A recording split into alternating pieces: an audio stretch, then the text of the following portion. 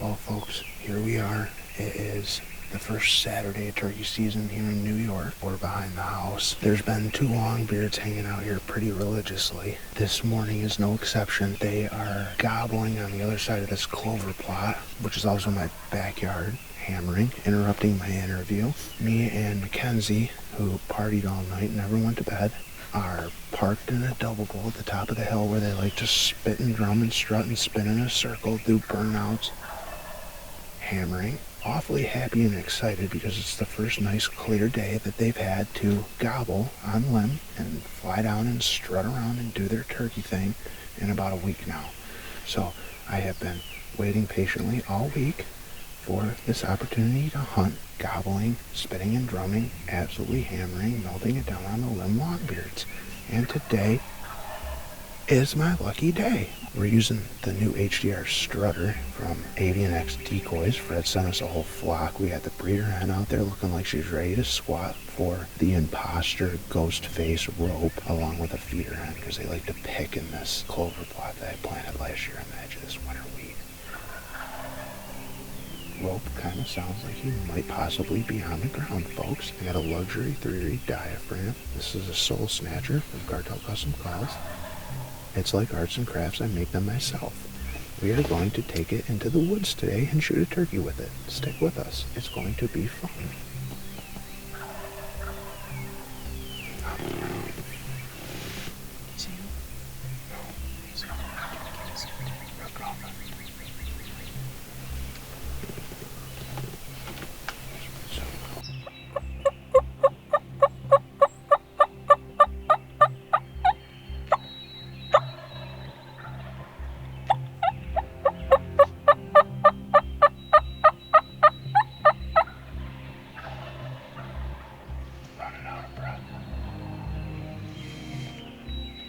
There are turkeys everywhere. Go figure.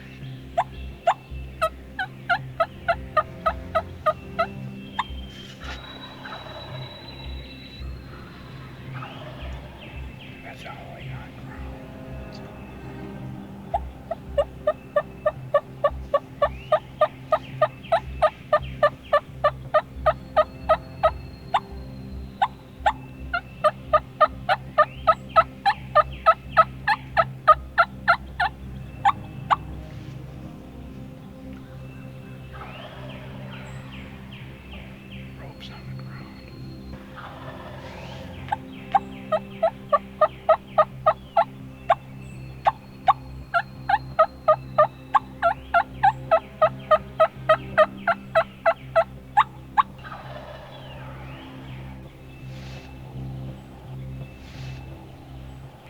It's definitely on the ground.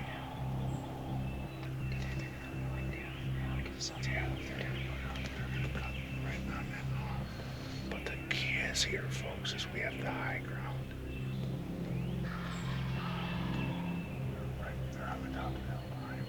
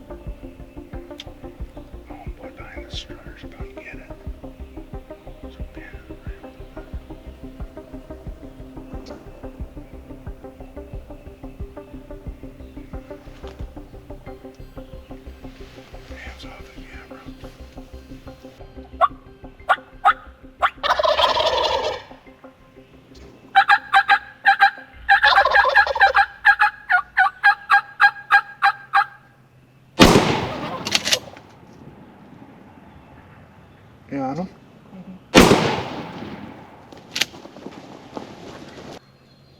Spooked. That was a good hunt. What do you think about that? I was sick, dude. I was shaking. That's why I was like trying to take the hand off because like I didn't want to like shake the whole rig. So you missed the first one? I was trying to keep it on him and I was trying to call. Right at the last second, he just like turned. It's also a super tight pattern. That red dot could also be off too. I don't really know. We are going to go and look at our turkey. Really early this morning.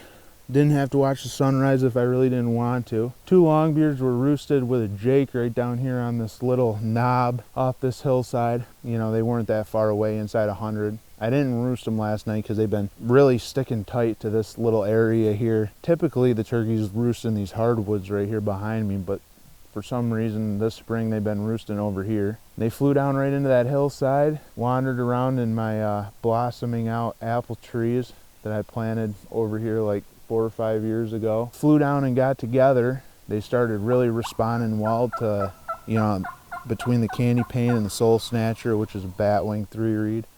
Just real soft, yelping, sounding like a couple hens getting together up here on the hilltop like they do just about every morning. And Rope totally fell for it. Saw the HDR strutter and came spitting and drumming right in.